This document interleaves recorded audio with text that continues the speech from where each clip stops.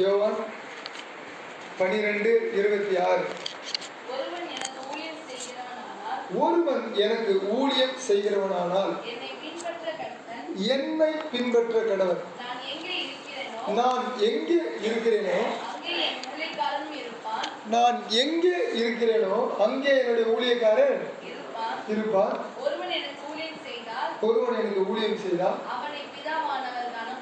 அவனை பிதாவானவர் கனம் பண்ணுவார். இன்றைக்கு ஊழியங்கள் கர்த்தர் கனம் பண்ண வேண்டும் என்று சொன்னால், நான் ஊழியம் செய்கிறேன், என்னை ஆண்டவர் கனம் பண்ண வேண்டும், அல்லது நீங்கள் ஊழியம் செய்கிறீர்கள், உங்களை கர்த்தர் கனம் பண்ண வேண்டும். வேத வசனத்திலே ஆண்டவர் மிக தெளிவாக என்ன சொல்லுகிறார்? ஒருவன் எனக்கு ஊழியம் செய்கிறவனானால் என்னை பின்பற்ற. ஊழியம் செய்கிறவன் யாரை பின்பற்ற வேண்டும் என்று சொன்னால், பிதா குமாரன் பரிசுத்த ஆவியாகிய ஆண்டவரை பின்பற்ற வேண்டும். நம்முடைய ஆண்டவராகிய இயேசு கிறிஸ்துவை பின்பற்ற வேண்டும். ஏன் நான் பிதா குமாரன் பரிசுத்த ஆவியானவர் என்று சொன்னேன் என்று சொன்னால், என்னை காண்கிறவன் பிதாவை இதோ நான் போகிறேன், உங்களுக்கு பிரயோஜனமா இருக்கும். ஏன் கேட்டா, ஒரு தேற்றுகிற ஆவியானவர் நான் என்ன பண்ண போறேன், உங்களுக்கு தரப்போகிறேன். அதனாலதான் பிதா குமாரன் பரிசுத்த ஆவியானவர் சொன்னேன். அப்ப ஆண்டவர் சொல்லுகிறார், ஆண்டவராக இயேசு கிறிஸ்து சொல்லுகிறார், ஒருவன் எனக்கு ஊழியம் செய்தால் அவனை என்ன பண்ணணும்? பின்பற்ற வேண்டும். சரி, அடுத்ததான் அதே செக்ஷன்ல சொல்றாரு, நான் எங்கே இருக்கிறேனோ அங்கே என் ஊழியக்காரனும் இருப்பார். பாருங்க, முதல்ல நான் முயற்சி செய்ய வேண்டும். இரண்டாவது அவர் என்ன சொல்லுவாருன்னு சொன்னா, எனக்கு சாட்சி கொடுப்பாரு. என்னுடைய ஊழியக்காரர் யாரு கூட இருக்கிறான், யாரு கூட இருக்கிறான்னு சொன்னா, என் கூட தான்பா இருக்கிறான் அப்படின்னு சொல்லி சாட்சி கொடுப்பாரு. அப்ப முதலாவது நான் என்ன செய்ய வேண்டும் என்று சொன்னால், ஊழியத்துல இயேசுவை பின்பற்றி வர வேண்டும். இயேசுவை பின்பற்றி நான் செல்ல வேண்டும். இயேசுவோடு இணைந்து நான் செல்ல வேண்டும். இயேசுவோடு கூட என்னுடைய வாழ்க்கையில எல்லாவற்றையும் அர்ப்பணம் செய்துவிட்டு நான் போக வேண்டும். இயேசுவோடு கூட நான் நடக்கும் பொழுது அவர் எனக்கு அடுத்ததாக அவர் என்ன செய்கிறார் என்று சொன்னால், நான் எங்கே இருக்கிறேனோ அங்கே என் ஊழியக்காரனும் இருப்பான். அப்படி என்று சொன்னால், நம்முடைய ஆண்டவராகிய இயேசு கிறிஸ்து எங்கே இருந்தார்? இந்த பூமியிலே இருக்கும் பொழுது நம்முடைய ஆண்டவராகிய இயேசு கிறிஸ்து இருந்த இடங்களை நாம் கண்டுபிடித்தால் நம்முடைய ஊழியத்துக்கு மிக பிரயோஜனமா இருக்கும். அப்ப ஆண்டவராகிய இயேசு கிறிஸ்து எங்கே இருந்தார் என்று சொல்லி பார்க்கும் பொழுது, மார்க் 1:35 அவர் எங்கே இருந்தார் என்று சொல்லி வாசிப்போம் என்று சொன்னால், அதிகாலையிலே ஜெபத்திலே நம்முடைய ஆண்டவராகிய இயேசு கிறிஸ்து இருந்ததாக அங்கே நாம் பார்க்கிறோம். மார்க் 1:35. இயேசு அதிகாலையிலே இருட்டோடு எழுந்து எங்கே போனார்? புறப்பட்டு வனாந்தரமான ஒரு இடத்திற்கு போய் அங்கே ஜெபம் பண்ணினார். நான் எங்கே இருக்கிறேனோ அங்கே என்னுடைய ஊழியக்காரன் இருக்கிறான். நான் எங்கே இருக்கிறேன் என்று சொன்னால், அதிகாலையிலே இருட்டோடு வனாந்தரமான ஒரு இடத்திலே ஜெபிப்பதற்காக நான் போயிருக்கிறேன். என் ஊழியக்காரன், என்னை பின்பற்றி வரக்கூடிய ஊழியக்காரன் அதிகாலையிலே எழுந்து ஜெபிக்கிறவனாக இருக்கிறானா என்று சொல்லி ஆண்டவர் உங்களையும் என்னையும் பார்த்து கேட்கிறார். நீங்களும் நானும் மனசாட்சியிலே கை வைத்து நாம் அதிகாலையிலே தேவன் இருக்கக்கூடிய இடத்திலே, ஆண்டவர் இருக்கக்கூடிய இடத்திலே நாம் இருக்கிறோமா என்று சொல்லி நாம் பார்த்தால், இன்றைக்கு அநேக இடங்களிலே ஊழியக்காரன் இருக்கிற இடம் வேற வேற இடமாக இருக்கிறது. ஆனால் ஆண்டவராக இயேசு கிறிஸ்து சொல்லுகிறார், நான் எங்கே இருக்கிறேனோ அங்கே என் ஊழியக்காரன் இருப்பான். அப்படி என்று சொன்னால், இயேசு அதிகாலையிலே ஜெபத்திலே இருந்தார். நீங்களும் நானும் அதிகாலையிலே ஜெபத்திலே காணப்பட வேண்டும்.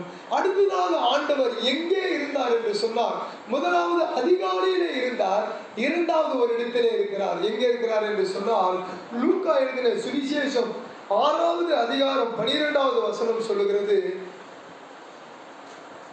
லூக்கா 6:12 வாசிப்போம். வாசிங்க. அந்த நாட்களிலே ஜெபம் பண்ணும்படியாக ஒரு மலையின் மேல் ஏறி ராம் முழுவதும் தேவனை நோக்கி ஜெபம் பண்ணி கொண்டிருந்தார். இன்றைக்கு உண்மையாக சொல்ல போனால் நீங்களும் நானும் இயேசு எங்கே இருந்தாரோ அந்த இடத்திலே நாம் இன்றைக்கு இருக்கிறோம். இந்த ராவிலே நாம் ஜெபித்துக் கொண்டிருக்கிறோம். ராவ் முழுவதும் ஜெபிக்க சொல்லி இயேசு கிறிஸ்து விரும்புகிறார். ஏனென்று சொன்னால் இயேசுடைய ஊழியம் ஏண்டா முடிய போகிறது. அந்த முடிய போகிற காலகட்டங்களை எல்லாம் அவர் தெரிந்து கொண்டு அதுக்கு முன்பதாகவே பாருங்க, இயேசுடைய ஊழியத்துக்கும் நம்முடைய ஊழியத்துக்கும் வித்தியாசம். இயேசு கிறிஸ்து ஊழியத்தை ஆரம்பிக்கும் பொழுது அவர் ஒரு வாலிபன், அவருடைய வயது 30. இயேசு கிறிஸ்து ஊழியத்தை முடிக்கும் பொழுது 33 வயசுக்குள்ள முடிச்சிட்டார். இந்த உலகத்திலே மிக குறைவான நேரத்திலே ஊழியத்தை ஆரம்பித்து மிக குறைவான நேரத்திலே ஊழியத்தை முடித்த ஆண்டவராக இயேசு கிறிஸ்து 3 காரியங்களை ஃபாலோ பண்ணார். முதலாவது பிதாவுடைய சித்தத்தை ஃபாலோ பண்ணார். இரண்டாவது பரிசுத்த ஆவியானுடைய துணையை ஃபாலோ பண்ணார். மூன்றாவது ஜெபிப்பதிலே ஃபாலோ பண்ணார். ஆனால் நீங்களும் நானும் இன்னைக்கு வயசு நம்ம பெருசா சொல்றோம், இல்லைன்னா வயசை சிறுசா சொல்றோம். அதெல்லாம் சின்ன பையங்க, அந்தாலாம் வயசாயிடுச்சுங்க. இந்த 2 காரியத்தையும் 2 இடங்களில நாம் பார்க்கிறோம். ஒரு இடத்துல அசட்டை பண்ணுகிறார்கள், 2 இடங்களிலும் 2 விதமான அசட்டை. ஒரு இடத்துல மூத்தவர்கள் இளையவர்களை அசட்டை பண்ணுகிறார்கள், சில இடங்களில் இளையவர்கள் மூத்தவர்களை அசட்டை பண்றாங்க. அப்போ இந்த 2த்துக்கு காரணம் என்னன்னு சொன்னா, இயேசு கிறிஸ்து செய்த ஊழியத்தை நாம் ஃபாலோ பண்ண முடியாததுதான் காரணம். இயேசு கிறிஸ்து இரவெல்லாம் ஜெபித்தாரு, நான் ஜெபிப்பதுக்கு தயாராக இருக்கிறேன்னா. எங்கே ஜெபித்தாருன்னா மலை மேலே ஏறி போய் ஜெபித்தாருங்க. இன்னைக்கு நமக்கு இத்தனை ஃபேன், இத்தனை லைட் இருக்குது. கொஞ்சம் கரண்ட் கட் ஆயிடுச்சுன்னா கூட நம்ம டிஸ்டர்ப் ஆயிடும். கொஞ்சம் ஸ்தோத்திரம் குறைஞ்சிச்சுன்னா கூட டிஸ்டர்ப் ஆயிடும். கொஞ்சம் நம்மளுடைய சத்தம் குறைஞ்சதுன்னா கூட டிஸ்டர்ப் ஆயிடும் ஜெபம். ஆனால் இயேசு கிறிஸ்து மலை மேலே ஏறி போய் ஜெபம். எப்பொழுது ஜெபம் பண்ணினா? ராம் முழுவதும் ஜெபம் பண்ணினா. இயேசு கிறிஸ்து ஜெபிக்க வேண்டிய வேலையே இல்லைங்க. ஏன்னு கேட்டீங்கன்னா அவர் பரிசுத்தர். நீங்களும் நானும் ஜெபிக்கலாம். எனக்கு நிறைய தேவை இருக்குது. உதாரணமா இப்ப இருக்கிற தேவைகளை சொல்றேன் பாருங்கள, சிம்பிளா. இப்ப நான் வீட்டுக்கு தேவையான தேவைகளை வாங்கணும், குழந்தைகளுக்கான தேவைகள் இருக்குது, பள்ளிக்கூட தேவைகள், அதுக்காக நான் ஜெபிக்கணும். என்னுடைய வீட்டு தேவைக்காக நான் ஜெபிக்கணும், என்னுடைய ஆவிக்குரிய வாழ்க்கைக்காக நான் ஜெபிக்கணும். ஆனால் இயேசு கிறிஸ்துவுக்கு தேவையே இல்லை. அவர் உண்மையாகவே பரிசுத்தமாக பிறந்தவர்.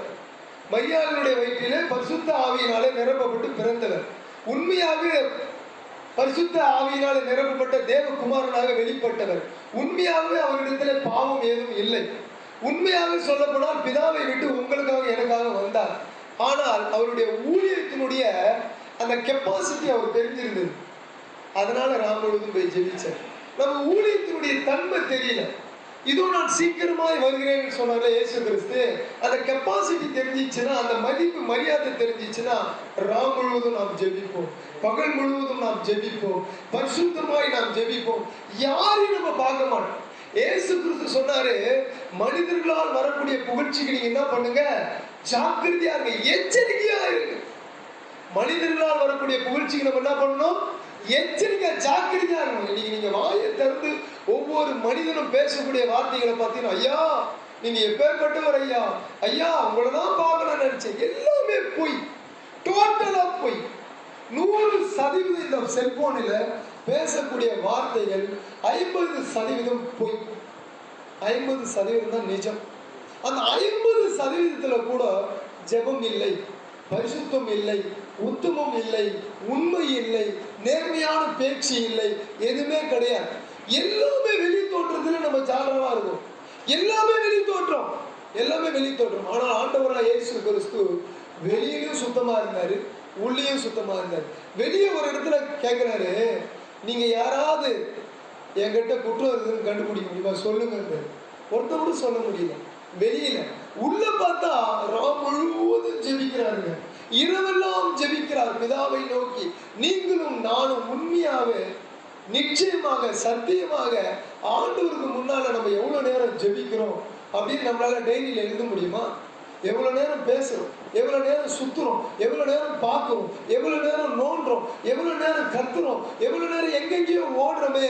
இதெல்லாம் கணக்கு வைத்து நான் இரவெல்லாம் ஜெபித்தேனே, என்னை ஒருவன் பின்பற்றி வர விரும்பினால் தன்னை தானே வெறுத்து சொன்னாரு. நம்ம ஏதாவது வெறுக்கிறோமா, ஏதாவது விடுறோமா, ஏதாவது செய்யணுமா? கர்த்தருக்காக இவ்வளவு நம்ம ஓடிடுமே, இனியும் நம்ம எப்படி ஓடுறோம், யாரு பார்க்கிறோம், நம்ம எப்படி ஆரம்பிச்சோம் ஜெபத்துல பாருங்க. பேதுரு சொல்றாரு, பந்தி விசாரிப்பு நாட்கள் வந்த உடனே எல்லாரும் அவங்க கிட்ட முறையிடும் பொழுது நீங்க தான் எங்களுக்கு பந்தி விசாரிக்கணும். உடனே பேதுரு சொல்றாரு, நாங்களோ ஜெபிப்பதிலும் வேதம் வாசிப்பதிலும் இடைவிடாமல் தரித்திருப்போம். அல்லேலூயா. எங்களுக்கு ஒரு வேலை இருக்குதுயா, எனக்கு ஒரு வேலை இருக்குது. கூப்பிடுற இடத்துக்கெல்லாம் வாழ்க வாழ்க்கை சொல்ற இடத்துக்கெல்லாம் ஓட முடியாது. இது என்னுடைய வேலை. நான் ஜெபம் பண்ண வேண்டும். இயேசு கிறிஸ்து ஜெபம் பண்ணிக்கிட்டே இருந்தாருங்க. அவர் ஒரு பரிசுத்தர், ஜெபம் பண்ணி கொண்டே இருந்தார். பாவம் இல்லாதவர், ஜெபம் பண்ணி கொண்டே இருந்தார். தேவைகள் பூமியில இல்லாதவர், ஜெபம் பண்ணி கொண்டே இருந்தார். எனக்கு எல்லாமே தேவை, பரிசுத்தம் தேவை, நான் ஜெபிக்கணும். எனக்கு குடும்பத்தை நடத்துறதுக்கு தேவை இருக்குது, நான் ஜெபிக்கணும். என்னுடைய வாழ்க்கையில எக்கச்சக்கமான போராட்டங்கள், கண்ணீர்கள், கவலைகள், இனி வரக்கூடிய காலங்களில மோசமான நிலைமைகள். அதனாலதான் அப்போஸ்தலனாகிய பவுல் சொல்லுகிறார், ஓ தீமோத்தேயுவே, உன்னிடத்திலே ஒப்புவிக்கப்பட்ட அந்த நற்பொருளில் என்ன பண்ணு, நான் வர்ற வரைக்கும் காத்துக்கொள், ஜாக்கிரதையாயிரு. ஜாக்கிரதையா இருக்கிற காலத்துல நம்ம வாழ்ந்துன்னு இருக்கிறோம். ஏதோ நம்ம அசால்ட்டா போயின்னு இருக்கோம். அசால்ட்டா நம்முடைய நினைவுகள், சிந்தனைகள், எண்ணங்கள் எல்லாம் நியாய தீர்ப்பு நாளிலே ஒரு நாள் கணக்கு கேட்கப்படும். ஒரு நாள் நான் கொடுக்க வேண்டும். நான் யாரை பற்றி எப்படி சிந்தித்திருக்கிறேன்? எனக்கு முன்பதாய் ஓடின ஊழியர்களை குறித்து நான் தரக்குறைவாக நினைத்திருந்தால் கர்த்தர் நியாய தீர்ப்பிலே என்னை வைப்பாரே. அல்லது இன்று இருக்கக்கூடிய சமுதாயத்தில் இருக்கக்கூடிய இளம் ஊழியர்கள் தவறு செய்யும் பொழுது அவர்களுக்கு நான் சொல்ல வேண்டிய வார்த்தைகளை சொல்லாமல் விட்டால் நியாயம் தீர்ப்பாரே. எனக்கு ஒரு பயம் இருக்க வேண்டும், எனக்கு ஒரு நடுக்கம் இருக்க வேண்டும். தேவ சமூகத்திலே நீங்களும் நானும் நிற்கும் பொழுது பயத்தோடும் நடுக்கத்தோடும் கர்த்தரிடத்துல நாம் என்ன பண்ணணும்? சேவிக்க வேண்டும் என்று வேதம் சொல்லுது. நம்ம எண்ணம் எப்படிங்க இருக்குது? நம்ம எண்ணம் எப்படி இருக்குது? இயேசுவை போல நான் ஜெபிக்கிறேனா? இயேசுவை போல ராம் முழுவதும் எங்கங்க இருந்தாரு? கரண்டே இல்லாத இடத்துல காட்டுல இருந்தாருங்க. மலை மேல இருந்தாரு. மலைப்பாம்பு இருக்கும், விஷப்பூச்சிகள் இருக்கும். ஒரு இடத்துல வனாந்திரத்துல இருக்கிறார். எங்கு பார்த்தாலும் விஷப்பூச்சிகள் நிறைந்த இடத்துல இருந்த இயேசு கிறிஸ்து ஜெபத்திலே காணப்பட்டார். அடுத்ததாய் அவர் ஒரு ஜெபம் செய்திருக்கிறார் பாருங்க.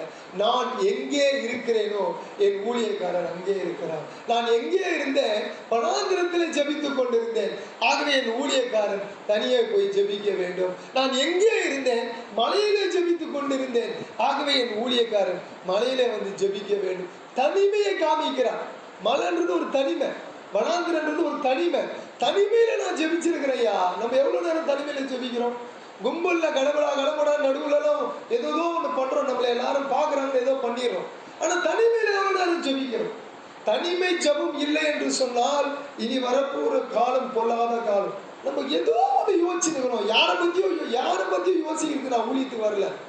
நான் இயேசுவை பற்றி யோசிக்க வந்திருக்கிறேன். அழிந்து கொண்டிருக்கிறது, நரகத்துக்கு போய் கொண்டிருக்கிறது ஆத்துமாக்களை நான் யோசித்துக் கொண்டு, நரகத்துக்கு போகக்கூடிய இடத்தை நம்ம தடுக்கிற இடத்துல இருக்கிறோம். நம்ம சும்மா இருக்கிறோங்க, சும்மா இருக்கிறோம், எதுவோ பண்ணிட்டு இருக்கிறோம், தப்பு பண்றோம், ஆண்டவர் விரும்பாததை பண்றோம், ஆண்டவர் அறியேன்னு சொல்லாத அளவுக்கு நம்ம நடந்துக்கணும். ப்ளீஸ், அந்த ஓட்டத்தை நம்ம கரெக்டா ஓடி முடிச்சிடணுங்க. நம்ம ஓட்டத்தை அதுதான் பவுல் சொல்றேன், நான் பாரு கரெக்டா ஓடிட்டேன், எனக்கு ஜீவகிரீடம் வச்சிருக்கிறாரு. நம்ம எப்படி ஓடுறோம்? ஒரு 10 பேர் சொல்லுங்களேன், 10 பேர் நரகத்துக்கு போனாங்கன்னா ஆண்டவர் பிரியப்படுவாரா? ஒரு ஆத்துமா பரலோகத்துக்கு போனால் தேவன் என்ன பண்றாரா? சந்தோஷப்படும். 10 ஆத்துமா போதே, நான் என்ன பண்றேன்? ஏதோ மேட்சிங் பண்ணிட்டு யாரையோ பார்த்து பாடுறது, யாரையோ பார்த்து ஜெபிக்கிறது, அவங்க ஒரு டியூன் இழுத்தாங்கன்னா உடனே நம்ம இழுக்கிறது. எனக்கு என்ன கொடுத்துருக்காரு, நான் அதை செய்யணும். பிலிப்புவே ஓடிப்பா, ரதத்துல ஏறினா ஓடிப்போய் ஏறணும். பிலிப்புவே ரதத்தை விட்டு இறங்கி ஓடுனா இறங்கி போயிட்டே இருக்கும். இப்பொழுது அவன் ஜெபித்துக் கொண்டிருக்கிறான். யாருங்க? சபையை துன்புறுத்தினவன். சபையை துன்புறுத்தினவனை பத்தி இயேசு கிறிஸ்து ஸ்டேட்மெண்ட் கொடுக்கிறாரு. அவன் இப்பொழுது ஜெபித்துக் கொண்டிருக்கிறான். நான் இப்பொழுது என்ன செய்கிறேன்? அவரோடு கூட நான் இருக்கிறவனாக இருந்தா நான் இப்பொழுது ஜெபிக்கிறவனாக இருப்பேன். நான் அவரோடு கூட இருக்கிறவனாக இருந்தா நான் இப்பொழுது மற்றவர்களுக்காக கண்ணீர் விடுகிறவனாக இருப்பேன். கெத்செமனி தோட்டத்துல போய் உட்கார்ந்து அழுவாருங்க, கதறேன். எனக்காக கிடையாதுங்க, எனக்காக அழுவாதீங்க, உங்களுக்காகவும் உங்கள் பிள்ளைகளுக்காகவும் கதறி அழுவியா. இனி வரப்போற காலம் பொல்லாத காலம். தயவு செய்து சொல்றேன், மாடலா ஜெபிக்கிறது, மாடலா ஒரு மாதிரியா பண்றது, அதெல்லாம் விட்டுட்டு கர்த்தர் சமூகத்திலே பயந்து நடக்கும். நான் மாடலா ட்ரெஸ் போட்டு புல்பீடத்தில் நிக்கிறதுனால என்ன பரலோகம் எனக்கு கிடைக்க போகுது? நான் மாடலே இல்லாம இருக்கிறதுனால பரலோகம் இல்லாம போயிடுப்பதா? என்னுடையதை நான் போட்டுக்கணும், என்னுடையதை நான் செஞ்சுக்கணும். எனக்கு முன்னால மாதிரியில் போயிருக்கிறாங்க பரிசுத்தவான்கள், எப்படி ஜெபிச்சிருக்கிறாங்க. எப்படியெல்லாம் கண்ணீர் விட்டு இருக்கிறாங்க, எப்படியெல்லாம் கதறி இருக்கிறாங்க, எப்படியெல்லாம் ஓடி இருக்கிறாங்க. அப்ப பாருங்க, நம்ம எப்படி ஓடணும்னா மற்றவங்களை உயர்த்துற மாதிரி ஓடக்கூடாது. இயேசு கிறிஸ்து எங்க இருந்தாரு அங்க நான் இருப்பேன். இயேசு கிறிஸ்து எங்க இருந்தாரு அந்த இடத்துல நான் இருப்பேங்க. அடுத்தது அவர் ஒரு இடத்துல இருந்தார். பார்க்கலாம், வேகமா போகலாம், 1 மணிக்கெல்லாம் நம்ம முடியணும்ல, வேகமா போகலாம். மார்க் 14:38 வாசிங்களேன்.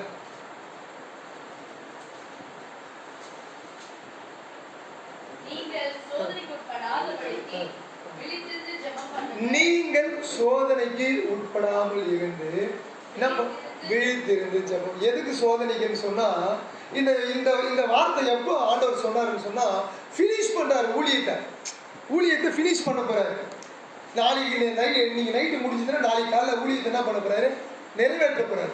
அப்ப நிறைவேற்ற முடியும், நான் பார்த்துறேன், நிறைவேற்ற போறாரு. அப்ப நிறைவேற்றும் பொழுது இயேசு கிறிஸ்து சீசர்களை பார்த்து சொல்றாரு, எப்பா நீங்க சோதனைக்கு என்ன பண்ணாதீங்க, உட்படாது, மாட்டிக்காதபடிக்கு கொஞ்ச நேரம் விழித்திருந்து ஜெபம் பண்ணுங்க. ஆனால் இயேசு கிறிஸ்துடைய வாழ்க்கையில பார்த்தா விழித்திருந்து ஜெபம் பண்ணினார். விழிப்பு, இயேசுவுக்கு நிறைய விழிப்புங்க இருந்ததுங்க. எதுலன்னு சொன்னா, பிதா கொடுத்த ஊழியத்தை நிறைவேற்ற அவர் விழிப்பு இருந்தது. ஜெபிக்க அவருக்கு எண்ணத்துல விழிப்பு இருந்தது. விழிப்புனா அப்படியே கண்ணை திறந்துன்னு 2 கம்பியை வச்சு விழிக்கிற விழிப்பு கிடையாது, அது வேற விழிப்பு. இயேசு கிறிஸ்துடைய விழிப்பு என்ன இருந்ததுன்னா, தரிசனத்துல ஒரு விழிப்பு. நான் எந்த அச்சீவ்மெண்ட்டுக்காக இந்த கேன் எதுக்காக உருவாக்கப்பட்டதோ அதை செஞ்சாதான் இந்த கேன் வந்து கரெக்டான கேன். இதுல தண்ணி இருந்தாதான் சரியான கேன். இதுல நான் நெருப்பு போட்டேனா இல்லை அது வேற ஏதாவது ஆசிட் ஊத்தினாவோ ஒரிஜினல் ஆசிட் உருகி வந்துடும். அப்ப இந்த கேன் தகுதி இல்லாமல் போயிடும். அப்ப நான் எதற்காக நான் உருவாக்கப்பட்டேன், இயேசு எதற்காக வந்தாரோ அந்த நோக்கத்தை புரிந்து கொண்டார். பிதா தன்னை அனுப்பின நோக்கத்தை புரிந்து கொண்டு இரவெல்லாம் ஜெபிக்கிறாருங்க, இரவெல்லாம் ஜெபிக்கிறார். அவர் ஜெபிச்சுட்டு போயிட்டு போகும்போது சொல்றாரு, சோதனைக்கு உட்படாமல் ஜெபிங்கன்னு சொன்னார். போயிட்டு வந்து சொல்றாரு, விழித்திருந்து ஜெபிங்கன்னு சொன்னார். ஃபர்ஸ்ட் சொல்லும் போது என்ன சொன்னாரு, சோதனைக்கு உட்படாமல் இருந்து ஜெபம் பண்ணுங்கன்னு சொன்னார். போயிட்டு ஜெபிச்சுட்டு வராரு, இவங்களை வந்து பார்த்தா எல்லாம் தூக்க மயக்கத்தில் இருக்கிறாங்க. அப்ப சொல்றாரு, விழித்திருந்து ஜெபம் பண்ணுங்க. நம்முடைய தேவன் ரெஸ்பெக்டான ஆண்டவர், அவருக்கு சகலமும் தெரியும். அவருக்கு சகலமும் தெரியும். நான் எப்படி ஜெபிக்கணும், நான் எப்படி உட்காரணும், நான் எப்படி பார்க்கணும், நான் எப்படி நடக்கணும், நான் எப்படி உடுக்கணும், நான் எப்படி பேசணும், எல்லாமே ஒரு ரெஸ்பெக்டான கடவுள். அவர் ஏதோ வந்து நம்ம ஏதோ உருவாக்குற கடவுள் கிடையாது. அவர் ஏற்கனவே உருவாக்கி நம்மளை உருவாக்கி வச்சிருக்கிறார். என் எலும்புகள் உருவாகும் முன்னே அவர் என்ன பண்ணாரு, ஒரு பாட்டுக்காரர் எழுதுகிறார், அவர் கண்டுபிடிச்சிட்டார். யோபு சொல்றா, எல்லாத்தையும் நீ அறிந்தவர் ஆண்டவரே, எல்லாத்தையும் அறிந்த. அதனாலதான் பெக்மன்ஸ் பாடுறாரு பாருங்க, என்னை காண்பவரே தினம் காப்பவரே. என்னங்க டெய்லி நம்மள பாக்குறாருங்க, டெய்லி நம்மள பாக்குறாரு, டெய்லி நம்மளை காண்கிறாரு. நான் ஆந்திராவுக்கு போயிருந்தாங்க, எனக்கு தெரியாது ரொம்பலாம் பாட்டு. அப்ப நான் சொன்னேன், நன்னு சூச்சவாடா தினம் காச்சவாடா, இவ்வளவுதான் சொன்னேன். சபை கொந்தளிக்குது அப்படியே. நம்ம கிட்ட ஒரு கிரிப் கொடுத்துக்கிறாருங்க, நம்ம பயன்படுத்தவே மாட்டேங்கிறோம். யாரையோ பார்த்துக்கின்னு ஏதோ பண்ணின்னு இருக்கிறோம், ஏதோ பண்ணின்னு இருக்கிறோம். ஜபத்துல பாத்தீங்களா, ஜபம் எப்படி இருந்தது தெரியுமா, அப்படி இருந்ததுங்க. ஃபர்ஸ்ட் ஸ்டார்டிங் ஆராதனை எப்படி இருந்தது தெரியுமா, அப்படி இருந்தது. நீங்களும் அதை உணர மாட்டேங்க. யாரோ பாடுறாங்க, யாரோ ஜெபிக்கிறாங்க அப்படின்னு நம்ம நினைக்கிறோம். அப்படின்னு நினைக்கக்கூடாது. நம்ம ஒரு இடத்துல போய் உட்கார்ந்த உடனே கடவுள் நம்ம கிட்ட பேசுவார். ஆண்டவர் நம்ம கிட்ட என்ன பண்ணுவாரு, அப்படியே பேசுவாருங்க, அப்படியே பேசுவார். கழுத கத்தும், ஆனா பேலை நமக்கு விஷயம் தெரியும் எதுக்கு கத்துதுன்ட்டு. ஹலோ, கழுத கத்தும், ஆனா பேலை நமக்கு சப்ஜெக்ட் தெரியும்.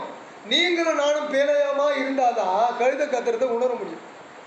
நம்ம ஏதோ கழுத கத்துது அப்படின்னு நினைச்சா சப்ஜெக்டுக்குள்ளேயே போக முடியும். எங்க ஒரு தெளிவு இருக்குனுங்க, ஒரு தெளிவு இருக்கணுங்க. எனக்குள்ள ஒரு பாரம், என்ன பாரம்னா, இவங்கெல்லாம் ஊழியத்தை ஓட்டாங்களே, இனிமே எப்படி ஊழியம் செய்யறது? இந்த ஊழியத்தை நீங்க திருப்பி பார்க்க முடியுமா? இனிமே வர்ற ஊழியம் எல்லாமே மேஜிக் ஊழியம். இந்த மேஜிக் ஊழியத்துல பின்னால நான் வசனங்களை காட்டுறேன், எதெல்லாம் நடக்காதுன்றதை காமிக்கிற மாதிரி. அப்போ இயேசு கிறிஸ்து விழித்திருந்து ஜெபம் பண்ணினார், ராம் முழுவதும் ஜெபம் பண்ணினார், அதிகாலையிலே ஜெபம் பண்ணினார். ஜெபிச்சவருடைய வயசு எவ்வளவுன்னு சொன்னா 30. இப்போ இளைஞர்களை, இயேசு கிறிஸ்துடைய வயசு எவ்வளவு தெரியுமா? 30. நீங்க இளைஞனா இருக்கிறதுனால உங்களை யாரும் வந்து பார்க்க மாட்டாங்க அப்படின்னு நினைக்காதீங்க. உங்களை பரலோகம் பார்த்துன்னு இருக்கு. இயேசு கிறிஸ்து செய்த ஊழியத்தை பரலோகம் பார்த்ததுனாலதான் இவன் தச்சனுடைய குமாரன் அல்லவா அப்படின்னு ஒரு குரூப் சொல்லிச்சு. பினிஷ் பண்ணும்போது மெய்யாகவே இவர் தேவனுடைய குமாரன், நீதிமான். ஹலோ, உங்களை பத்தியும் என்ன பத்தியும் ஸ்டேட்மெண்ட் இருக்குது. நம்மளாம் சும்மா ஊழியம் செய்யல.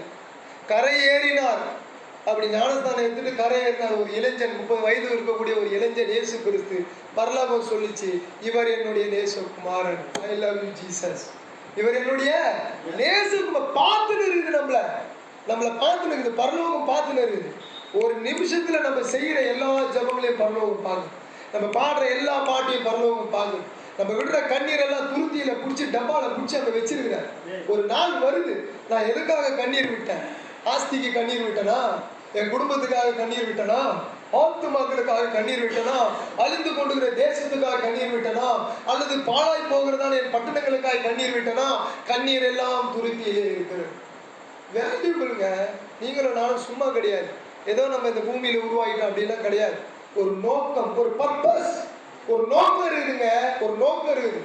20 வருஷத்துக்கு முன்னால ஒரு ஸ்டேஜ் ரெடி பண்ணாரா? இப்ப சொல்ற 25 வருஷமா 30 வருஷமா ஆகுது. ஒரு நோக்கம், ஒரு ஸ்டேஜ் பண்ணும்போதே அதுல ஒரு நோக்கம் இருந்தது. இந்த ஸ்டேஜ் இப்ப நான் போடுவேன், நிறைய இடங்களை ரட்சிப்புக்குள்ள நடத்துவேன் ஜனங்களை. 20 வருஷத்துக்கு மேல அந்த ஸ்டேஜ் நம்ம என்ன பண்றோம்? பயன்படுத்தும். உங்களுக்கும் எனக்கும் ஜீவன் தந்துக்கிறார். எதுக்கு? ஆண்டவருக்காய் ஓட வேண்டும். யாராவது நம்மளை பத்தி ஏதாவது நினைச்சிருப்பா, ஐ டோன்ட் கேர். அவனை பத்தி எல்லாம் சிந்திச்சுன்னா நீ வீணா போயிடும், நான் வீணா போயிடும். நம்ம சரியில்லையா? சரியில்லை. ஏசுநாதர் அவ்வளோ வானத்தையும் பூமியை உண்டாக்கின கர்த்தர் இந்த பூமிக்கு வந்தார், அவரே சரியில்லைன்ட்டான். பிசாசுகளின் தலைவன் அல்லவா அவர்? பிசாசுகளின் தலைவனா? எல்லாருடைய இருதயத்தை ஆராய்ந்து அறிந்தவர். எல்லாருடைய இறுதி அவருக்கு தெரியும். ஒரு இடத்துல மறைந்து போனார்னு பைபிள்ல போட்டுக்குது. அவர் கொல்றதுக்கு முயற்சி பண்ணும்போது அவ்வளோ பெரிய ஞானி, அவ்வளோ பெரிய தேவன், அவ்வளோ பெரிய ரட்சகரை பார்த்து பிசாசுகளின் தலைவன் சொன்ன உங்களையும் என்னையும் பார்த்து என்ன சொல்லுவோம்? காரி மூஞ்சில துப்புனா ஐ டோன்ட் கேர் போயிட்டேன். நான் எதுக்காக வந்தனோ அந்த நோக்கத்தை நான் நிறைவேற்றுவேன். நான் யாரையும் பார்க்க கூடாது. சீப்பாது இருக்கட்டும், சாப்பாது இருக்கட்டும், யாரையும் பார்க்காது. எத்தனை சீப்பு பரிசுத்தவான்களா இருக்கிறாங்க, எத்தனை சின்ன பசங்க பரிசுத்தவான்களா இருக்கிறாங்க. பரிசுத்தம் மட்டும்தான் அளவுகோல். நீங்களும் நானும் பரலோகத்துக்கு போனோம்னா பரிசுத்தம் மட்டும்தான் அளவுகோல். பைசெல்லாம் அளவுகோல் கிடையாது. பைசா வச்செல்லாம் பரலோகத்தில் தளர மாட்டாரு ஆண்டவர். எப்பா நீ ரொம்ப வேலை செஞ்சுட்ட உள்ளவா, எப்பா நீ ஒண்ணுமே வேலை செய்யல உள்ள வராது அப்படின்னு சொல்ல மாட்டேன். வயசுல இங்க கணக்கு கிடையாது. எவ்வளவு நான் பரிசுத்தமாக இருக்கிறேன், என் கண்களை நான் எவ்வளவு பாதுகாத்து கொண்டேன், என் வாயை நான் எவ்வளவு பாதுகாத்து கொண்டேன், என்னுடைய காதை எவ்வளவு நான் பாதுகாத்து. யாரை பத்தியெல்லாம் நம்ம ஏங்க கேட்கணும்? யாரை பத்தியும் ஒருத்தர் சொல்றாருன்னு நம்ம ஏன் கேட்கணும்? அவருக்காக நான் எதுக்கு சுகர் மாத்திரம் போடணும்? அவருக்காக நான் எதுக்கு டிப்ரெஷன் உள்ள போனோம்? டிப்ரெஷன் கொண்டு வரக்கூடிய எந்த உறவா இருந்தாலும் கட் பண்ணுங்க. தயவு செய்து சொல்றேன், பரிசுத்த ஆவியானவர் எனக்கு கற்றுக் கொடுத்தது. டிப்ரெஷன் கொண்டு வருதா, அது காதலா இருந்தா கூட இளைஞனே நீ கட் பண்ணு. நாசம் மோசத்தை கொண்டு வரதை கட் பண்ணு. கெட்ட சவகாசத்தை கொண்டு வரதை கட் பண்ணு. உன்னை மணிக்கணக்கா ஒரு இடத்துல மூலையில நிக்க வைக்கிற உறவை கட் பண்ணு. இதெல்லாம் உன் நேரத்தை வீணடிச்சிடும்.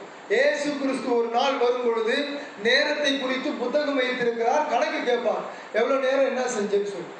சகரியா ஃபோம் என்ற ஒரு தேவ மனிதன் அவர் தான் எழுதுறார் முதல்ல ஜெபத்தின் வல்லமைன்னு சொல்லிட்டு. அந்த தேவ மனிதன் சொன்னா, நான் 25 வருஷத்துக்கு முன்னாடி அந்த புக்கு வாங்கினேன், ஆனால் படிக்க முடியாதுன்னு சொன்னார். படிக்க முடியல, நான் பார்த்தேன், படிச்சேன், ஃபுல்லா முடியல. அவர் சொன்னார், இதை பத்தி நீ என்ன பண்ண, இதை பத்தி எழுதி வைகின்றார். இது எழுதுவார். நிமிஷ கணக்கிலே அவர் என்ன செய்கிறார் என்று சொல்லி எழுதுவார். டெய்லி இயேசுவோட பேசும். டெய்லி இயேசுவோட பேசினாதான் இயேசு நம்மளை பார்த்து சொல்றாரு, பயப்படாம இருக்கு, திகையாதன்னு, கலங்காதன்னு, நீ இன்னும் ஓடுவார். எளியாவே நீ ஓட வேண்டிய தூரம் வெகு தூரம் ஓடுங்க. நம்ம பேசவே இல்லைன்னா எப்படிங்க? தேவையே இல்லாத இயேசு கிறிஸ்து தேவைக்காக போய் ஜெயிச்சிருக்காருங்க. உங்க தேவைக்காக, ஏன் தேவைக்காக? நமக்கு எவ்வளவு தேவை இருக்குது. குடும்பத்துல எல்லாருமே வந்து பரலோகத்துக்கு வரணும்ல, யாராருக்கும் நம்ம ஜெயிச்சுன்னு இருக்குங்க. அப்ப குடும்பத்துக்காக நம்ம ஜெபிக்கணும்ல, எவ்வளவு பெரிய தேவைங்க. நைட்ல இரவுல ஏந்து நம்ம குழந்தைங்களையோ மனைவியோ தலைமையில கை வச்சு நம்ம ஜெபிக்கிறோமா, அது நம்ம மேல கடமை. பகல்ல எழுந்து அவங்கள வந்து ஜெபம் பண்ணி எங்கேயாவது நம்ம அனுப்ப முடியுதா, அது நம்ம மேல கடமை. ஓடுறதுக்கு நம்ம நிறைய வேலை இருக்குதுங்க. ஆனால் இடையில இடையில இடையில இடையில நாம் ஜெபித்து கொண்டுதான் இருக்க வேண்டும். ஏனென்று சொன்னால், நான் எங்கே இருக்கிறேனோ என் ஊழியக்காரன் அங்கே இருக்கிறான். என் ஆண்டவர் எங்கே இருந்தார், ஜெபத்திலே இருந்தார். நீங்களும் நானும் ஜெபத்திலே இருக்க வேண்டும். அதனாலதான் மார்க்கு 3வது அதிகாரம் 13வது வசனம் சொல்லுகிறது பாருங்களேன். மார்க் 3:13 சொல்லுகிறது, இயேசு ஒரு இங்கே மலை மேல ஏறி தமக்கு சித்தமானவர்களை தம்மிடத்திலே வர யார அவர் கூப்பிடுவாருன்னு சொன்னா, ஜெபிக்கிறதுக்கு எல்லாரையும் கூப்பிட மாட்டாரு. ஜெபிக்கிறதுக்கு வாங்கன்னு சொல்லி எல்லாரையும் பிரசங்கம் பண்றதுக்கு வாங்கன்னு கூப்பிட மாட்டாரு. எல்லாரையும் கூப்பிட மாட்டாருங்க. தமக்கு சித்தமானவர்களை கூப்பிடுவார். 40 வருஷமா நிறைய பேரை கூப்பிட்டுக்கிறாரு. ஆண்டவருக்கு சித்தமானவங்க மட்டும் தான் இங்க வர முடியும். எல்லாரும் வந்துட முடியாது. ஏன்னா இது ஜெபம். ஜெபன்றது ஏதோ வந்து ரெக்கார்ட்ல போட்டு பண்றது கிடையாது. ஒரு மனிதன் ஜெபிக்கிறான் என்று சொன்னால் அந்த மனிதன் தன்னை ஆண்டவருக்கு முன்னாலே நிறுத்தி முழுக்க முழுக்க முழுக்க அழுது புலம்பி கண்ணீர் விட்டு தன்னை கரைகள் எல்லாம் கழுவி சுத்திகரித்து அதுக்கப்புறமா தான் இங்க வந்து ஜெபிக்க முடியும். சும்மா வந்து ஜெபிச்சிட முடியாது. சும்மா ஜெபிக்கிறவங்களுக்கும் பாவக்கரைகளை கழுவி ஜெபிக்கிறவங்களுக்கும் நம்ம வித்தியாசத்தை கண்டுபிடிக்கலாம். பார்க்கும்போது சொல்லிடலாம். அப்ப ஆண்டவர் என்ன சொல்றா, இயேசு ஒரு மலையின் மேலே ஏறி தமக்கு சித்தமானவர்களை தம்மிடத்திலே வரவழைத்து அவர்கள் அவரிடத்திலே வந்தார்கள். இயேசுவின் இடத்துல வந்து தமக்கு சித்தமானவர்கள் எங்க போயிட்டாங்க? இயேசு கிட்ட போயிட்டாங்க. அப்ப நீங்களும் நானும் இயேசுவுக்கு சித்தமா இருக்கணும்னு சொன்னா நம்ம இயேசு கிட்ட போயிடும். அவருக்கு சித்தமா இருந்தா இயேசு கிட்ட போயிடும். அப்ப இயேசு கிட்ட போனவங்களை பத்தி அவர் சொல்றாரு. அடுத்த வசனம் வாசிங்களா, 14:3-14. அப்பொழுது இயேசு 12 பேரை தெரிந்து கொண்டு எதுக்காக ஏங்க எதுக்காக தம்மோடு கூட இருக்கிறதுங்க. இயேசுவோடு கூட ஒரு 12 பேர் இருக்கணுமா? அவர் விரும்புறாரு. அவருக்கு சித்தமானவர்களாகி உங்களையும் என்ன எதுக்காக அழைத்திருக்கிறார் என்று சொன்னா, அவரோடு கூட இருப்பதற்காக அழைத்திருக்கிறார். எங்கே அழைத்திருக்கிறார் என்று சொன்னால், மோசே மலைக்கு ஏறி வாப்பா, மோசே மலைக்கு ஏறி வா. மோசே கர்த்தரோடு இருக்கணும்ன்றதுக்காக அந்த இஸ்ரவேல் ஜனங்களை விட்டு மலைக்கு வர சொன்னார். அப்ப தம்மோடு இருக்கிறதுக்கு அவர் விரும்புறாரு. ஒரு நபரை விரும்புறாரு. அந்த ஒரு நபர் நீங்களா நானா இருக்கும். 12 பேர் இருந்தாங்க. அதை காமிக்கிறேன் பின்னால. அந்த ஒரு நபரா நீங்களும் நானும் இருக்க வேண்டும். இயேசுவோடு நான் இருக்க நான் என்ன ஆயத்தப்படுத்துகிறேன், ரெடி பண்றேன், நான் வந்து ரெடி ஆகி இருக்கிறேன் அப்படின்னு ஒரு தைரியம் உள்ள ஆவியில நம்ம இருக்கணும். எப்பவுமே யாரையும் பார்க்க கூடாதுங்க. யாரும் நம்மளுடைய நிறைவு கிடையாது, நம்முடைய ஃபாலோ. அதெல்லாம் ஒரு பாட்டுக்காரர் எழுதுறான், இயேசுவின் பின்னே போக துணிந்து. யார் பின்னால போயிட்டேன்? இயேசு பின்னால போயிட்டேன். எனக்கு மாஸ்டரு டான்ஸரு இவங்கெல்லாம் எனக்கு தேவையில்லாம இயேசு பின்னால போறேங்க. No time back. நான் பார்க்க மாட்டேன். நான் இயேசுவை பார்க்க போயிருக்கிறேன். நான் இயேசுவை பார்க்க போய் கொண்டிருக்கிறேன். நான் இயேசுவோடு போக விரும்புகிறேன். எதற்காக என்று சொன்னால், தம்மோடு இருக்கும்படியாக இயேசு என்னை அழைத்திருக்கிறார். அல்லேலூயா.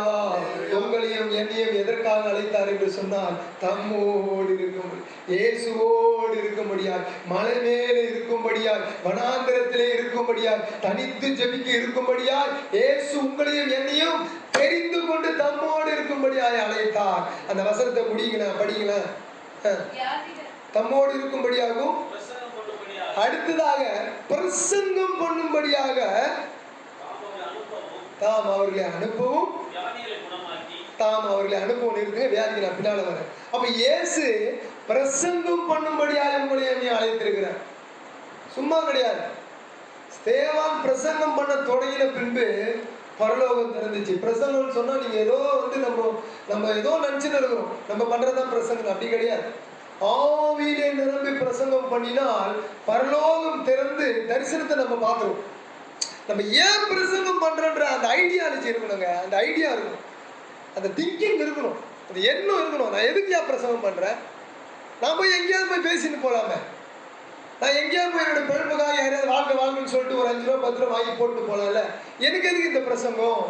எதற்கு என்று சொன்னால், பாருங்க, வேத வசனம் சொல்லுது, சமயத்துக்கேற்ற வார்த்தையை நான் சொல்லணுமா? யாருக்கு? நலிந்தவனுக்கு, கஷ்டத்துல இருக்கிறவனுக்கு, துக்கத்துல இருக்கிறவனுக்கு, வேதனையில இருக்கிறவனுக்கு சொல்றதுக்காக ஆண்டவர் எனக்கு கல்விமானி நாவை தந்திருக்கிறார். நான் அதற்காக பிரசங்கம் பண்ணேன். நலிஞ்சு போயிருக்குது ஒரு குடும்பம், டைவர்ஸ்ல இருக்குது ஒரு குடும்பம், வேதனையில் இருக்குது ஒரு குடும்பம், தூக்க மாட்டேங்கிறதுக்கு 4 காலில் கடன்ல இருக்குது ஒரு குடும்பம். இந்த குடும்பத்துக்கு நான் பிரசங்கம் பண்ண என்னை அழைத்திருக்கிறார். அல்லேலூயா. நீங்களும் நானும் பண்ற பிரசங்கம் வீணன்னு நினைக்காதீங்க ப்ளீஸ். நம்முடைய பிரசங்கம்லாம் விலையேற பெற்றது. நம்ம பேசுற ஒவ்வொரு வார்த்தையும், இயேசு கிறிஸ்துவை பற்றி பேசுகிற வார்த்தையும் வெறுமையாய் திரும்பாது. அது சொன்னதை செஞ்சுட்டு நாங்க வரோம். ஏங்க, நம்ம சொல்ற வார்த்தை சொன்ன வார்த்தை முடிச்சுட்டு வந்துருங்க வேலைய. என் வார்த்தை இல்லாமல் மழை வராதுன்னாரு எலியா. சொன்னாரா இல்லையா? என் வார்த்தை இல்லாமல் மழை வராது. என் வார்த்தை இல்லாம மழை வராது. ஆகவே ஓடு, ரதத்தை பூட்டு அப்படின்னு சொல்லிட்டு ஆகாவுக்கு முன்னால போயிட்டேன். ஆக முன்னால போறாருன்னா அப்ப எந்த அளவுக்கு தன்னை தயார்படுத்தி வச்சிருப்பாரு பரிசுத்த ஆவியானவருக்குள்ள. ஓடி போயிட்டாருங்க முன்னால. என் வார்த்தை இல்லாமல் சூரியன் வராது. பிளீஸ் சிந்திங்க. என் வார்த்தை இல்லாம சூரியனும் சந்திரனும் வராது. யோசுவா சொல்றாருங்க, வெறுமையான வார்த்தை கிடையாது. செங்கடலை பார்த்து சொன்னார் மோசே, பிறந்தெடு. வார்த்தை, நம்முடைய கைகள், நம்முடைய கண்கள், நம்முடைய சிந்தனை, நம்முடைய வாயிலாத ஒரு சாதாரணமான அடிச்சு. சிங்கத்தின் கவியிலே தூக்கி போடப்பட்ட தானியல் எதை யூஸ் பண்ணாரு? வாய் எதை யூஸ் பண்ணாரு? ராஜாவே, ராஜா சொல்றான், ஜீவன் உள்ள தேவனுடைய தாசனே, உன் தேவன் உன்னை தப்புவித்தாரா? சொல்றான், ராஜாவே, என் தேவன் என்னை தப்புவித்தார். அப்படியே தேவன் தப்பு வைக்கிறவங்க ஏதோ நம்ம மேஜிக் பண்ணிக்கிறோம். யாரையோ பார்த்துக்கிட்டு ஏதோ ஒன்று நினச்சிக்கிறோம். இருதயத்திலேயோ சிந்தனையிலேயோ எண்ணங்களிலேயோ ஏசு நம்மளை பார்க்குறாருங்க. எப்பா, நான் உடனே கொடுத்தனே வேலையை நீ கரெக்டாக செஞ்சியாப்பா. உண்மையை மொத்தமும் உள்ள ஊழியக்காரனே, எஜமானுடைய வீட்டில பிரவேசின்னு சொல்லி ஒரு நாள் வரப்போது. அந்த நாள்ல நாம நிற்கும் போது எப்படி நிற்பேன்? எப்படி நிற்பேன்? என்னை பார்த்து கேட்பாரு, உங்ககிட்ட நான் தாழ்ந்து கொடுத்தனேன், நீ பொச்சிட்டிய, நீ மண்ணில் போட்டு வச்சிட்டிய, நீ மற்றவங்கிட்ட கொடுத்துருந்தா அவன் பயன்படுத்தி இருப்பானே. இயேசு வரப்போகிறார், நீதி உள்ள நியாயாதிபதியாக வரப்போகிறார். அவருக்கு நான் ஊழியக்காரன், அவருக்கு நான் பிரசங்கியா, அவருக்கு நான் வேலை செய்து கொண்டிருக்கிறேன். அவரோடு கூட நான் பாடுகளை அனுபவித்தால் ஆளுகை செய்வேன். இதெல்லாம் இக்காலத்து பாடுகள் இனி வரும் மகிமைக்கு ஒப்பானது அல்லவே. பவுல் சொல்றான், இதெல்லாம் ஜுஜிப்பியா, இதெல்லாம் தூக்கி போடு, இதெல்லாம் என்னை ஒன்றும் செய்யாது, என்னை ஒன்றும் செய்யாது. இந்த பாடுகள் என்னை என்ன செஞ்சிடும்? என்னை ஒன்றும் செய்யாதுங்க. அப்ப இயேசு எங்கே இருக்கிறாரோ நான் அங்கே இருக்க வேண்டும். அப்பொழுது நான் பிரசங்கிப்பதற்காக இயேசு என்னை அழைத்திருக்கிறார். நான் இயேசுவோடு ஜெபிப்பதற்காக என்னை அழைத்திருக்கிறார். மூன்றாவதாக ஒரு காரியத்துக்காக என்னை மார்க் 3:15 வாசிக்கிறேன். வியாதிகளை குணமாக்கி பிசாசுகளை துரத்தும்படிக்கு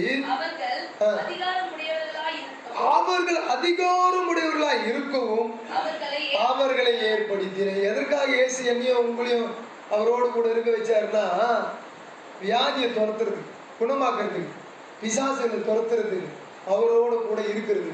இதெல்லாம் நம்ம செய்யறோமா? ஒட்டுமொத்த வியாதி நம்ம வீட்டுக்குள்ள உட்கார்ந்து இருக்கு. பிபி, சுகர், தலைவலி, வயிற்று வலி, வாந்தி, பேதி, என்னென்ன வருதோ எல்லா வியாதியும் வீட்டில் உட்காந்து. இதெல்லாம் நம்மளால செய்ய முடியுதா? அப்ப நம்ம என்ன செஞ்சுட்டு இருக்கிறோம்? என்ன செய்யறோம்? ஏங்க, செத்த நேரம் பரலோகத்துக்கு போகிறோம். ஆனா இதுக்கு நடுவில் நம்ம என்ன செய்யறோம்? எதுவுமே செய்யலையே. ஆனா கேட்டா நம்ம பெரிய ஆளு பெரிய ஆளு பெரிய ஆளு பெரிய ஆளு சொல்லிடுவோம். இயேசு சொல்லியிருக்கிற அதிகாரம் கொடுத்துட்டாருங்க. இயேசு அதிகாரம் கொடுத்தாரு. மத்திய 10:1 சகல அதிகாரத்தையும் கையில கொடுத்து அனுப்பி விட்டாரு. போயாரு, உங்களுக்கு எனக்கு அதிகாரம் இருக்கு. ஒரு அச்சீவ்மெண்டோட ஓடணும், ஒரு ஒரு எதிர்பார்ப்போடு ஓடணுங்க. இயேசு கிட்ட வந்தா எனக்கு என்ன ஆகும்? சுகமாகும் அப்படி நினைச்சுதானே நம்ம வந்தோம். நம்ம கிட்ட ஒருத்தன் ஓடியார், அவனை நம்ம எப்படி என்ன பண்றோம் பாருங்க. சொல்றாரு, அப்பொழுது அவர் இங்க பாருங்க, வியாதிகளை குணமாக்கி பிசாசுகளை துரத்தும்படிக்கு அவர்கள் அதிகாரம் உடையவர்களாக இருக்கும்படிக்கு அவர்களை ஏற்படுத்தணும். நீங்கள் நானும் அதிகாரம் உடையவர்கள். எதுக்கு? பிசாசை துரத்துறதுக்கு அதிகாரம் இருக்குது, வியாதியை குணப்படுத்துறதுக்கு அதிகாரம் இருக்குது. இந்த அதிகாரத்தை நம்ம பயன்படுத்தினா தானே. ஏசு கேட்பார்ல, ஏன்பா அதிகாரத்தை உன் கையில கொடுத்துட்டேன், சற்று சாவி என் கையில கொடுத்துட்டாரு ஐயா. சற்று திறந்தா தானே நம்ம எல்லாரும் உள்ள வந்து ஜெபிக்க முடியும். சற்று நான் வெளியே மூடி வச்சிருந்தா நான் பெரிய ஆளுன்னு சொன்னா அதுல என்ன இருக்கு? ஏசு அதிகாரம் கொடுத்துட்டாருங்க. வியாதியை குணப்படுத்தி தான் ஆகணும். நம்ம கிட்ட கொடுத்துட்டாரு, என்கிட்ட கூட்டணும்னு நம்ம சொல்லணும். சொல்றோமா எங்கேயாவது பிரசங்கத்துல? எவ்வளவு நாள் ஆச்சு ஊழியத்துக்கு வந்து? இப்ப போய் அவசரப்படக்கூடாது. ஏசு இங்க அதிகாரம் கொடுத்துக்கிறாரு. அந்த செய்தியை நான் சொல்லிட்டு இருக்கிறேன். இது உண்மை, இது சத்தியம், இது ட்ரூத், இது உண்மைங்க. உண்மை தானே? இது உண்மையாவே நம்ம செத்தவங்க ஒரு நாள் என்ன பண்ண போறோம்? உயிரோடு எழுந்திருக்க போறோம். உண்மை தானே? உயிரோடு இருக்கிற எல்லாரும் நம்ம மேல போறோம். உண்மை தானே? அப்ப இந்த வியாதியெல்லாம் குணமாகிறது உண்மை தானே? அந்த பிசாசெல்லாம் ஓடுறது உண்மை தானே? இதை நம்ம செய்யறதுக்கு முயற்சி பண்றோமா? ஆரியன்ல இருந்து ஒருத்தர் வரணும். இது அவர் வந்தாதான் நடக்குமா? ஏன் என்னால பண்ண முடியாதா? என் வாய்ப்பை நான் உருவாக்கி கொள்ள வேண்டும். ஒரு ஸ்டேஜ் கிடைச்சதுன்னா அதுக்கு கீழே நான் இறங்கவே கூடாது. அந்த ஸ்டேஜ் என்னுடைய ஸ்டேஜ், பரிசுத்த ஆவியானவர் எனக்காக வைத்த ஸ்டேஜ். அந்த ஸ்டேஜில் நான் பயன்பெற்று ஆக விடக்கூடாது. அவருக்கு இவர் யாராவது இருந்து போட்ட தள்ளி விட, அப்படி ஓரமா தள்ளு. இயேசுக்கு முன்னால நான் போய் நிற்கிறேன். டெய்லி இயேசுவை நான் தினந்தோறும் பார்க்குற ஒரு எண்ணம் இருக்கணும். மண்டியில் ஒரு எண்ணம், எனக்கு கொடுத்த மூலையில இயேசுவை நான் சிந்தித்து கொண்டே இருக்கிறேன். எமோஷனல் கிடையாதுங்க, ஒரு ஒரு வல்லம் இருக்கணுங்க நம்ம கிட்ட. இப்போ எமோஷனல்லையே ஓட்டின்னு இருக்கிறோம். நம்ம அணிய பேசினா பக்கத்தில் இருக்கிற ஓட்ட அணிய பேச, அவன் முன்னால பேச மாட்டேங்கிறான். நான் பேசினாதான் அவன் பேசுறான். அப்ப ஆண்டவர் எதை விரும்புகிறார்? நீ எப்பொழுதும் ஒருத்தவங்க சொன்ன ஆமீன் சொல்ல. உனக்கு என்ன இதுல என்ன எடுப்புற? ஒரு ஆமீன் சொல்லு. நீ ஆமீன் சொன்னா நீ சுதந்திரிச்சுக்கலாமே. இப்போ நீங்க கர்த்தரால் ஆசீர்வதிக்கப்பட்டு நீங்க ஆசீர்வாதமா இருப்பீங்கன்னா இருந்தா ஒரு ஆசீர்வாதம் வர. பேசுறது கழுத, ஆனா பேச்சு அந்த மேட்ரு யாருதுன்னா ஏசுது. பேசுறது கழுதங்க, உள்ள மேட்ரு யாருது? ஏசுது. அதை உள்வாங்கணுங்க, அதை உள்ள வாங்கி பிடிக்கணும். அதை பிடிக்கும் போது நமக்கு ஆசீர்வாதமா இருக்கும். அடுத்ததா பாருங்க, வேற நான் முடிச்சிடும். உங்களுக்கு 1 மணிக்கெல்லாம் முடிக்கும். கரெக்டாக 1 மணியே முடிச்சிடும். லூக்கா 6:40 வாசிங்களேன். 6:40. லூக்கா 6:40.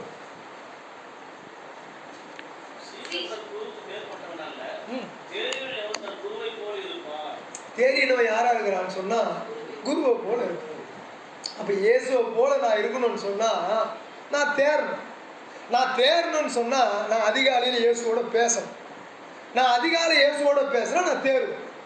நான் அதிகாலை எழுந்த உடனே வேற யாருடைய என்னுடைய தொடர்பை வச்சேன்னா அன்னைக்கு ஃபுல்லாக டிப்ரெஸ் இருக்கும். அன்னைக்கு ஒரு மாத்திரை 2 மாத்திரை எக்ஸ்ட்ரா நம்ம போட வேண்டியது. தயவு செய்து சொல்கிறேன், யார்கிட்டையும் பேசாது. அதிகாலையில் ஏந்த உடனே ஃபோனே ஆன் பண்ணாது. உனக்கு 1 கோடி ரூபாய் யாராவது கொடுக்குறாங்கன்னு சொன்னால் ஃபோன் ஆன் பண்ணி நைட்டெல்லாம் வீழ்ச்சியிலே இருக்கும். ஏன்னா 1 கோடி இல்லை, கிடைக்காது. அதுக்கு மட்டும் காத்துது. இல்லைன்னு சொன்னால் ஃபோன் ஆஃப் பண்ணு. அப்போ நீங்களும் நானும் இயேசுவோடு கூட இருந்தால் குருவை போல மாறிடுவோம். குரு எங்க இருந்தாரோ அங்க நம்ம இருப்போம். குருவை போல மாறணும்னு சொன்னா அதிகாலை ஜெபம், இருட்டோட ஜெபம், இரவிலே ஜெபம், தனிமை ஜெபம், விழித்திருந்து ஜெபம். அதுக்கப்புறமா அவர் என்ன பண்றாருன்னா அதிகாரம் கொடுத்து விட்டார். பேயும் பிசாசையும் துரத்தலாம். வேகமா வாசிக்கிற மார்க் 8:34 வாசிங்க, முடிக்கலாம், சீக்கிரமா போங்க. மார்க்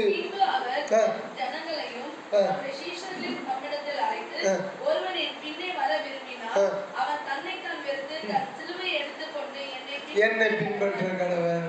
அப்ப யாரை பார்த்து சொன்னார்னா அழைத்த 12 பேரையும் சொல்லிட்டாரு, ஜனங்களை பார்த்தும் சொல்லிட்டாரு. இன்னைக்கு ஜனங்க தான் நினைச்சுக்கிறாங்க கஷ்டம்லாம் ஊழியக்காரங்களை தான் நினைச்சுக்கிறாங்க. நம்மளாம் செழிப்பா இருக்கணும், ஊழியக்காரன் மட்டும் கஷ்டப்படணும்னு நினைச்சுக்கிறாங்க. ஆனா ஆண்டவர் சொல்றாரு, பின்பு இயேசு ஜனங்களையும் தம்முடைய சீசர்களையும் தம்மிடத்திலே அழைத்து, ஒருவன் என் பின்னே வர விரும்பினால் அவன் தன்னைத்தானே வெறுத்து தன் சிலுவை எடுத்துக்கொண்டு என்னை பின்பற்ற. யார் சிலுவை எடுத்துட்டு வரணும்? ஏன் சிலுவை நான் எடுத்துட்டு போனோம்? ஏச ஃபாலோ பண்ணிடு. ஏசு சுமந்த சிலுவையே கிடையாது. அரிமத்தியன் ஐயா ஊர அந்த அரிமத்தியனை பத்தி ஐயா புக்கு போட்டாரு, யோசேப்பு. அவன் இயேசுவோட சிலுவையை சுமந்தான். ஆனா இயேசு சொல்றாரு, ஜெய்சங்கர் நீ உன் சிலுவையை தூக்கினே பின்னால வாங்க. அப்ப நீங்களும் நானும் இயேசுவின் சிலுவையை சுமக்க வரல, நம்ம சிலுவையை தூக்கிக்கின்னு இயேசு காட்டுற பாதையில போனோம். பிதா ஒரு பாதையை காமித்தார், அந்த பாதையில இயேசு கிறிஸ்து தன்னுடைய சிலுவையை தூக்கி கொண்டு போனார். இப்போ இயேசு கிறிஸ்து ஒரு பாதை காமிக்கிறார், அந்த பாதையில என் சிலுவையை நான் எடுத்துக்கொண்டு போக வேண்டும். அல்லேலூயா.